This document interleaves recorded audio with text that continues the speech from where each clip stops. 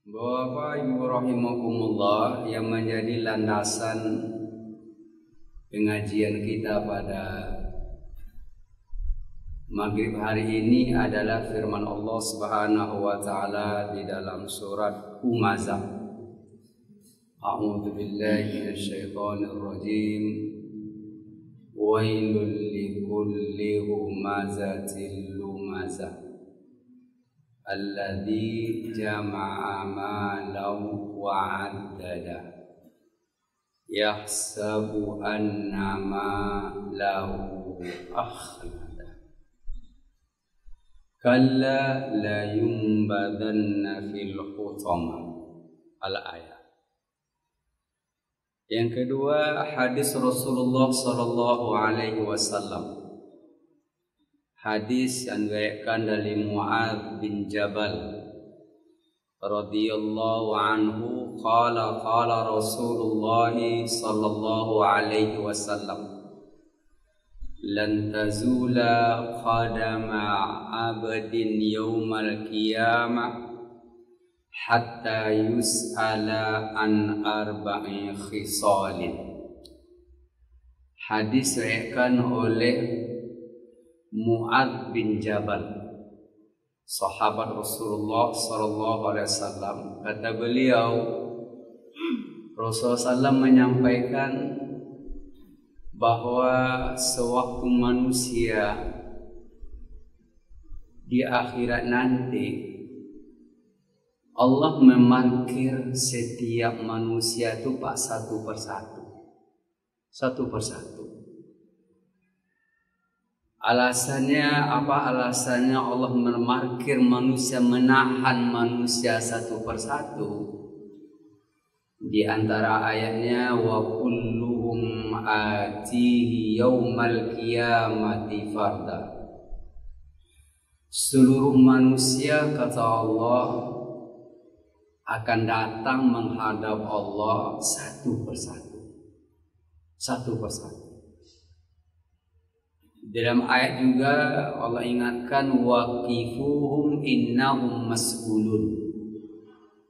Allah ingatkan, tahan mereka, kata Allah. Tahan mereka, enggak boleh bergerak. Saya tanya mereka pada hari ini. Ada 4 pertanyaan Allah Subhanahu wa taala. Yang pertama adalah an umrihi fima afnahu. Umur kemana saja kamu berikan, kamu lakukan umur tersebut. Yang kedua, an syababihi, waktu muda kemana saja kamu, kata Allah. Yang ketiga, tentang harta. Giliran harta, Pak Ibu, 2 pertanyaan Allah Subhanahu wa taala. Pertanyaan yang pertama, min aina iktasabahu, dari mana kamu dapatkan. Yang kedua, wa fima anfaqahu, kemana kamu berikan, kamu infakkan harta tersebut. Nah, pembahasan kita pada maghrib ini Pak Ibu terkait Pak dengan harta. Harta itu Pak jabatan, harta, uang itu Pak sesuatu yang tidak bisa dipisahkan. Karena sewaktu seseorang mendapat jabatan tentu ada penghargaan. Penghargaan itu bisa berbentuk uang dan sebagainya, harta. Allah ingatkan kaitan dengan harta, min aina iktasabahu, dari mana kamu dapatkan harta tersebut. Maka seringkali atau selalu kita membaca, sewaktu Allah perintahkan kepada kita puasa, ya ayyuhalladzina amanu kutiba alaikumus siyam. Ternyata ayat terakhir tentang puasa itu adalah wala ta'kulu amwalakum bainakum bil batil. Wahai orang yang berpuasa, janganlah memakan hartamu dengan cara yang batil. Ada dua bentuk batil dalam mendapatkan harta nih Pak Ibu. Dan itu Allah ingatkan di dalam Al-Quran surat Lumazah. Wailul likulli humazatil lumazah. Yang kedua surah Mutaffifin.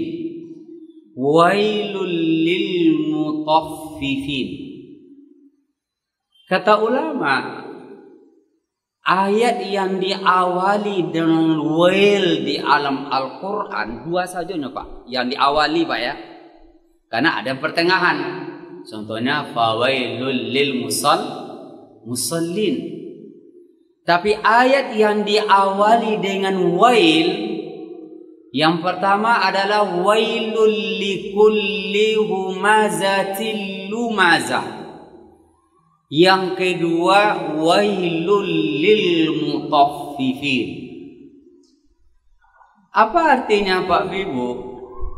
Bahwa ayat yang diawali dengan kata wail di dalam Al-Quran itu berbicara tentang harta, berbicara mendapatkan harta, berbicara mendapatkan jabatan yang ujungnya adalah harta. Yang pertama Allah ingatkan, wailul likulli humazatil lumazah. Celaka kata Allah, azab keras kata Allah. Bahkan ulama menyebutnya Pak termasuk dosa besar. Wail, celaka kamu kata Allah, dosa azab besar kata Allah. Siapakah mereka itu? Mereka yang mendapatkan harta. Alladzi jama'a malau wa addada. Mereka yang mengumpulkan harta, mendapatkan jabatan, tapi dengan cara lumazah dan humazah, dengan cara merusak nama baik orang lain atau dengan cara berbohong. Relanya Pak berbohong asalkan dia mendapatkan namanya harta dan jabatan. Nah Allah ingatkan, wailul likulli humazatil lumazah. Mereka melakukan berbohong secara lisan, menyakiti orang lain, rela mereka berbohong, mendustai, mencari kekurangan orang lain. Allah ingatkan, kalau cara ini yang kamu lakukan kata Allah, wail, celaka kamu kata Allah. Jadi Pak, rela nu berbohong, rela nu baruto Pak. Yang penting harta jabatan saya dapatkan. Ini yang Allah ingatkan, alladzi jama'a malan wa addada. Mereka mengumpulkan harta, mereka menghitung harta, tapi bukan itu yang masalahnya, caranya. Ini yang Allah ingatkan. Seperti apa kamu mendapatkan harta tersebut? Pak Ibu, jabatan itu perlu Pak. Jabatan perlu. Karena kalau tidak ada jabatan, orang tidak punya kekuasaan. Kekuasaan itu penting. Bahkan Imam Ahmad radhiyallahu anhu mengatakan, kalau ada satu doa saja yang mustajab, doa itu saya berikan kepada pemimpin. Jadi Pak, pemimpin itu penting Pak Ibu. Penting sekali Pak Ibu. Bahkan giliran salat Allah ingatkan, immakkannahum fil ardi aqamus shalah wa atuz zakah wa amaru bil ma'ruf wa nahaw 'anil munkar. Jika mereka diberikan kedudukan, ada 4 tugas mereka kata Allah. Aqamus shalah, mereka ingatkan melaksanakan ibadah salat. Pemimpin ingatkan kepada rakyatnya, kepada bawahannya, salat, salat, salat, salat. Wa atuz zakah, bayar zakat. Wa amaru bil ma'ruf, memerintahkan orang berbuat kebaikan. Itu Pak akan lebih mudah dengan seorang pemimpin. Kalau ceramah kan sifatnya adalah normatif, sifatnya adalah himbauan. Tapi kalau pemimpin Pak memaksa, harus seperti ini kamu lakukan, harus kamu berbuat kebaikan, wa nahawa 'anil munkar, kamu tidak boleh melakukan perbuatan munkar. Maka pemimpin penting Pak. Bahkan dalam hadis yang sering kita baca, sab'atun yudhilluhumullahu fi dhillihi yawma la dhilla illa dhilluh. Ada 7 golongan orang mendapat naungan nanti pada hari akhirat. Siapakah mereka yang pertama? Bukan orang miskin, bukan ustaz, bukan ulama. Nomor 1 adalah imamun adil, pemimpin yang adil. Allahu Akbar. Penting Pak Ibu. Penting kali ini pemimpin ini. Kalau ustaz Pak ceramah himbauan, betul orang melakukan Pak. Tapi Pak, kalau umpamanya gubernur, wali kota, semua anak sekolah pakai busana, orang busana semuanya. Penting. Tapi yang menjadi Allah ingatkan bukan itunya, caranya. Itu 2 pertanyaan Pak. Seperti apa kamu mendapatkan jabatan tersebut? Seperti apa kamu mendapatkan harta tersebut? Seperti apa caranya kamu memakan uang tersebut? Nah, salah satu cara yang dilarang oleh agama adalah dengan cara merusak nama orang lain atau berbohong. Apakah berbohong atas nama orang lain atau berbohong atas nama agama? Na'udzubillah min zalim. Allah ingatkan, wailul likulli humazatil lumazah. Wail, kata Allah. Jadi ini Pak Ibu, ini gunjingnya Pak bukan gunjing biasa Pak. Bukan gunjing gunjing tingkat RT, artinya gunjing ibu. Bukan Pak, bukan. Ini gunjing berujung kepada mendapatkan jabatan. Makanya ayat berikutnya, alladzi jama'a malan wa 'addada. Dengan cara tersebut kamu mengumpulkan uang. Dengan cara tersebut kamu mendapatkan jabatan, ujung adalah uang. Nah, Allah ingatkan kepada hambanya, wail, kata Allah. Cara sangat penting. Makanya Pak Ibu, kalau kita baca hadis Nabi SAW, la'anallahu rashi wal murtashi. Allah mengutuk orang yang memberi suap dan orang menerima suap. Sama Pak dalam agama, nggak boleh dalam agama. La'anallahu rashi wal murtashi. Allah mengutuk, kata Allah. Allah mengutuk Pak. Bahasa apa lagi di atas tuh Pak? Celaka, kata Allah. Mengutuk Allah, kata Nabi. Allah mengutuk. Siapakah mereka itu? Adalah ar-rashi wal murtashi. Kan dengan cara suap kita mendapatkan jabatan tersebut. Nah, kalau ini yang kamu lakukan, wail, la'anallah, Allah mengutuk. Kan kalau ulang Pak Ibu, tentu nggak ada barokahnya. Kan nggak ada barokah. Kan kalau harta itu kan barokah.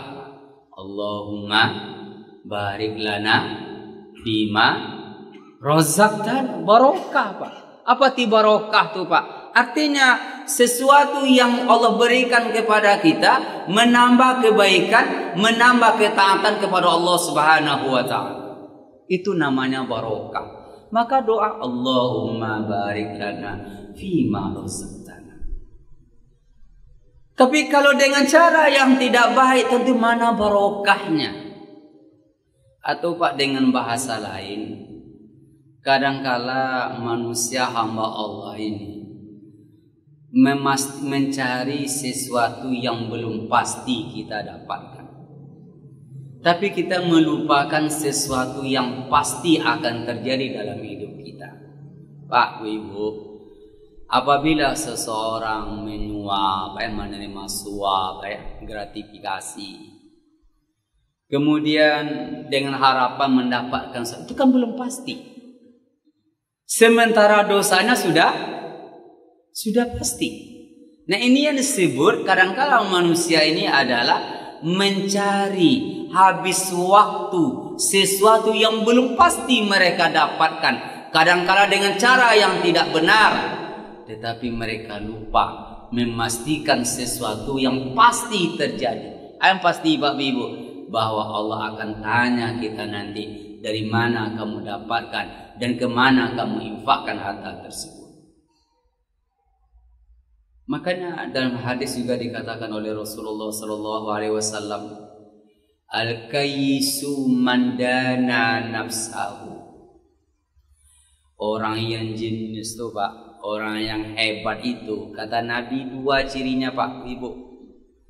Yang pertama, mandana nafsahu, mereka yang mampu mengendalikan dirinya.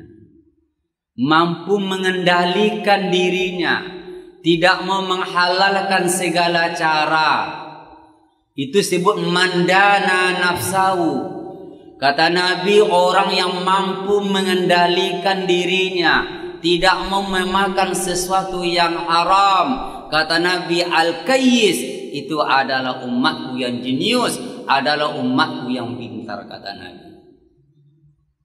Yang kedua, wa amila lima ba'dahu, mereka yang beramal orientasinya adalah akhirat nantinya.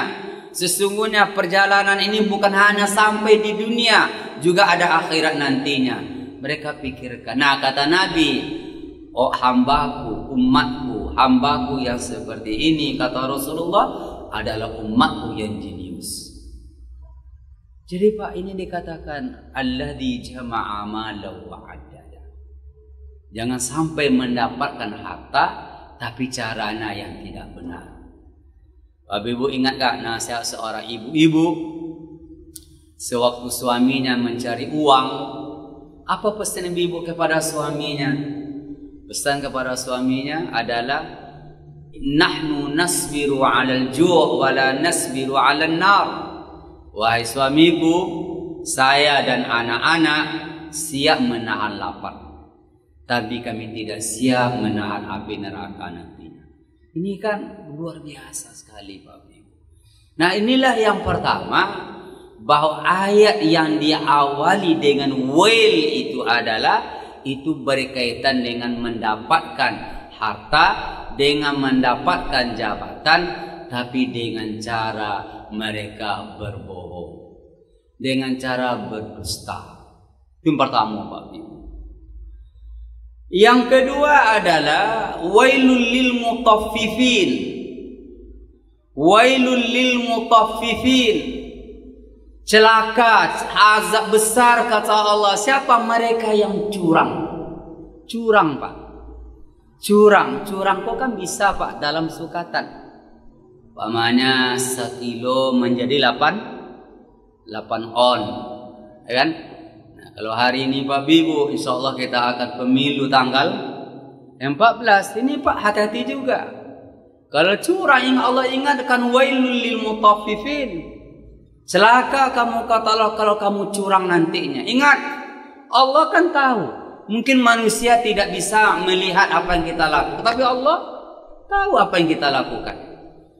Bukankah ayat yang sering kita baca, Iza zulzilatil ardu zilzalaha wa akhrajatil ardu athqalaha wa qala al insanu ma laha yawma idzin tuhadditsu akhbaraha.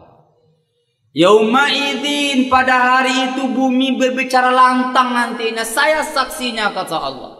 Wahai Allah, saya saksinya ya Allah. Saya saksi.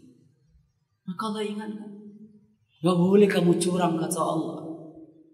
Menimbang jangan sampai 10 on menjadi 8 on.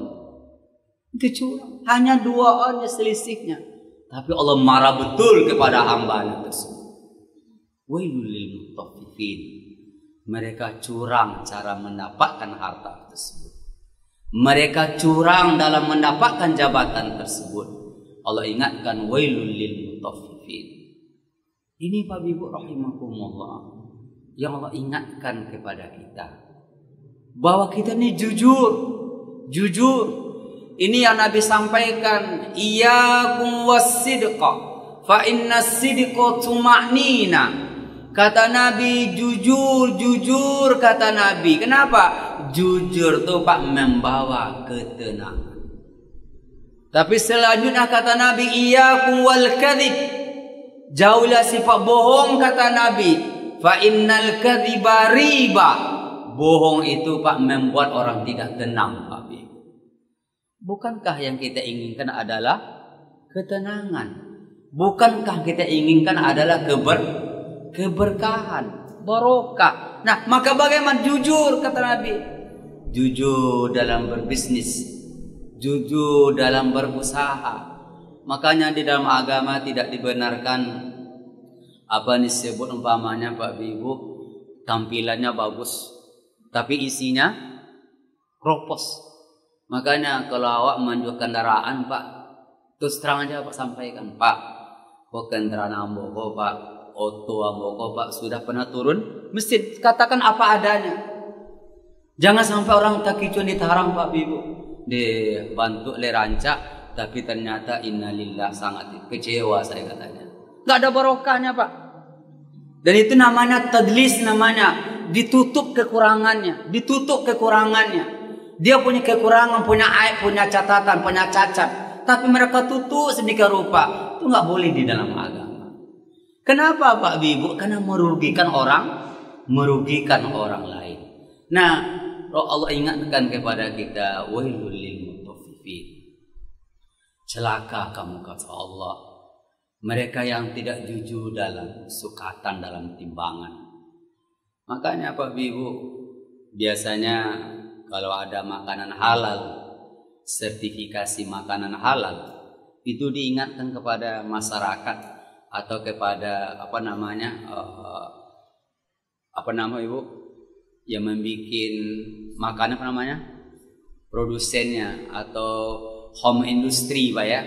Bu, kalau umpamanya ini tidak pas ukurannya, nggak usah ditulis, nggak apa-apa Pak. Malah ditulis kabar bohong. Umpamanya kita tidak bisa memastikan second on umpamanya, nggak usah ditulis. Kita jual saja satu kantong, harganya nggak apa-apa. Itu boleh Pak. Ketimbang netto sekian, pasti ditimbang nggak cukup, kita berbohong. Tapi kalau kita Pak songgok Pak sekian, nggak ada masalah. Satu kantong sekian nggak ada masalah. Tidak ada pihak yang dirugikan. Nah, maka Allah ingatkan kepada kita, wailul lil mutaffifin. Celakalah kamu kata Allah. Mereka yang tidak jujur dalam sukatan dan timbangan. Bahasa Al-Qur'annya Pak, kalau membeli minta tambah, kalau menjual dikurangi. Nah, ini benar Pak. Kalau membeli Pak tambah. Kalau menjual Pak hanya kurangi. Berapalah, tapi barokahnya tidak ada. Nah, ini Bapak Ibu rahimakumullah, menjadi renungan bagi kita bersama Pak Ibu, bahwa ayat yang diawali dengan kata wail itu artinya adalah azab pedih, itu kaitannya adalah dengan ekonomi Pak. Apa artinya? Adalah cara mendapatkan uang, cara mendapatkan harta dengan cara membohongi orang lain, dengan cara yang tidak benar. Makanya Bapak Ibu, sekali lagi hadis yang sering kita baca dan kita ulang, iyyakum wassidik, jadilah kamu orang yang jujur dalam perkataan, jujur dalam perbuatan. Maka Bapak Ibu, makanya Allah ingatkan, kenapa dilarang namanya suap? Bukan orang memberi saja Pak, orang menerima pun juga tidak boleh. Jadi tidak benar bahasanya kita ambil uangnya, jangan pilih orang, tidak salah Pak, tidak salah namanya. Kita ambil uangnya berarti kita setuju, ya kan? Padahal kita tidak setuju dengan orangnya, ya kan? Ini tidak benar Pak Ibu, ya kan? Karena berapalah uang yang kita terima, tapi itu tidak barokah gitu Pak Ibu. Karena ada yang mengatakan ambil uangnya, jangan pilih orang, nggak benar Pak Ibu. Ini sesuatu yang tidak sesuai sesuai dengan agama kita. Katakan, Pak, maaf Pak, saya tidak terima, nggak terima uang tersebut. Saya punya pilihan pribadi, saya tidak mau. Berapalah uangnya Pak? 200.000, 300, berapalah uang 300.000? Tapi mana barokahnya? Mana barokahnya? Karena itu bukan milik kita. Bukan milik kita. Nah, ini diingatkan oleh Rasulullah SAW. La'anallahu rashi wal muntasi. Makanya Pak Ibu, hancurnya bangsa Bani Israel, Pak ya. Bani Israel itu kan bangsa yang mulia, Pak. Bangsa yang Allah berikan berbagai fasilitas. Tapi apa kesalahan mereka? Mereka ada tidak jujur, mereka tidak jujur dalam berbisnis. Mereka makan riba, mereka dan sumpah palsu dan sebagainya. Itu dilarang di dalam agama kita. Nah, inilah Bapak Ibu rahimakumullah, mengingatkan kepada kita bahwa well itu adalah ucapan yang sangat keras sekali. Well, bahkan dikatakan ulama salah satu termasuk dosa besar adalah mendapatkan sesuatu yang bukan milik kita tapi dengan cara yang tidak baik. Maka Pak, belum kedua lagi Pak Ibu. Makanya kalau uang itu tidak baik kita terima dan kita sedekahkan, belum tentu boleh Pak. Ada kaedahnya adalah maharuma ahduhu haruma ihsa'uhu. Sesuatu yang haram kamu ambil, haram juga kamu berikan kepada orang lain. Mamanya Pak, nggak bisa juga bahasa gini Pak, nggak ada ambil dong Pak, nanti awak sedekahkan kepada orang miskin, nggak juga bisa Pak, tidak membersihkan. Kalau caranya yang tidak benar, pasti ujung juga tidak benar. Bahkan Pak, menurut saya Pak, mungkin saya salah. Kalau umpamanya uang ini tidak benar, kita berikan kepada orang miskin Pak, dua dosa ini. Ala cara tidak betul, kita berikan uang yang tidak betul kepada orang yang kasihan mereka. Ani Bapak Ibu rahimakumullah, bahwa sesungguhnya yang berkaitan dengan uang, berkaitan dengan harta, maka dua pertanyaan Allah Subhanahu wa taala, dari mana kamu dapatkan? Yang kedua, kemana kamu berikan uang tersebut? Artinya dengan cara apa kamu mendapatkan uang tersebut dan kemana kamu berikan uang tersebut. Ini juga lah Bapak Ibu rahimakumullah, salah satu kebijakan Umar bin Khattab. Umar bin Khattab adalah khalifah yang kedua, Khalifah Ar-Rasyidin. Salah satu kebijakan Umar bin Khattab adalah la yabi' fi suqina illa man qad tafaqqaha fid din. Kata Umar radhiyallahu anhu, tidak boleh seseorang berjualan di pasar kami, artinya di pasar Madinah, kecuali mereka yang paham dengan aturan berbisnis. Makanya Pak, seorang umat sudah memberikan bahwa pedagang yang ada di kota Madinah itu mereka memiliki sertifikasi Pak. Artinya mereka paham bagaimana bermuamalah yang betul, bagaimana jual beli yang betul. Maka kata Umar, la yabi' fi suqina, tidak boleh mereka melakukan jual beli transaksi di pasar kami, kata Umar, kecuali mereka yang paham dengan fikih muamalah, tahu bagaimana aturan dalam berbisnis. Dan ini juga dikatakan oleh Ali radhiyallahu anhu. Ali adalah Khalifah Rasyidin yang keempat. Kata Ali, siapa yang tidak memahami bagaimana cara bertransaksi yang benar, irtatama fir riba, pasti dia terjebak kepada riba. Jadi Ibu rahimakumullah, ini begitu ulama memberikan arahan terkait dengan harta. Begini Pak Ibu, kalau boleh Pak ya, kalau salah kepada Allah Pak, kita bisa minta ampun. Tapi kalau harta orang kita makan, tentu tidak selesai dengan minta ampun. Pak, umpamanya, ya Allah, dulu ambo ndak salat, ampuni ambo ya Allah. Allah ampuni dosa kita. Ya Allah, dulu waktu muda ambo sering bolong puasa, Allah ampuni dosa kita. Tapi kalau harta orang yang kita makan dengan cara ada orang yang kita zalimi. Ini makanya bagaimana taubatnya? Hak orang yang kita zalimi, hak orang menjadi hak kita. Berarti ada orang yang dirugikan.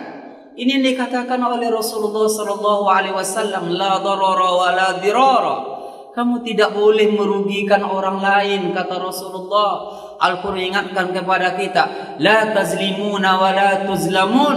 Kamu tidak boleh menzolimi dan tidak boleh dizolimi. Kamu tidak boleh merugikan orang lain dan kamu tidak boleh dirugikan oleh orang lain. Pak, begitu agama yang sangat luar biasa.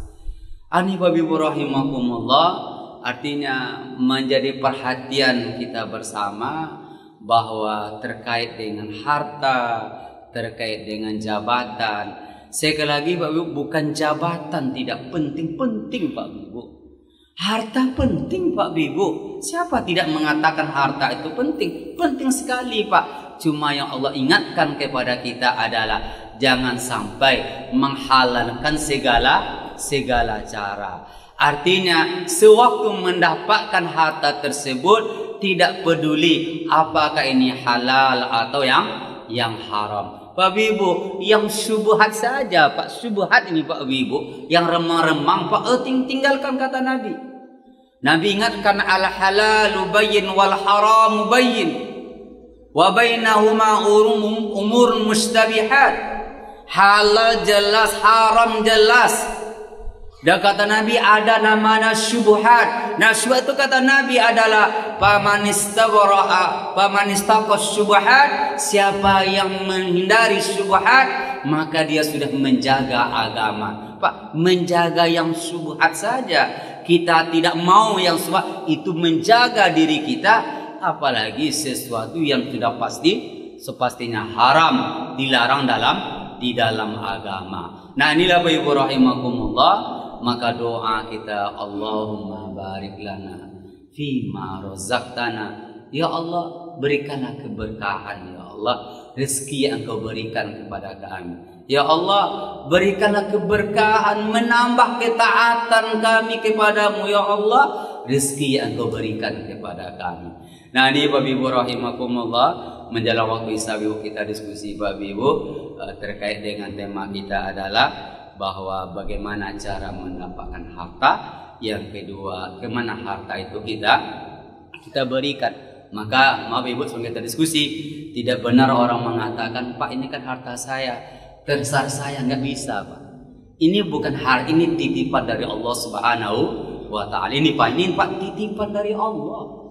Toh kita datang tidak membawa harta Pak Ibu, ya kan? Toh kita nanti pergi juga tidak membawa harta. Ini titipan amanah dari Allah Subhanahu wa Ta'ala.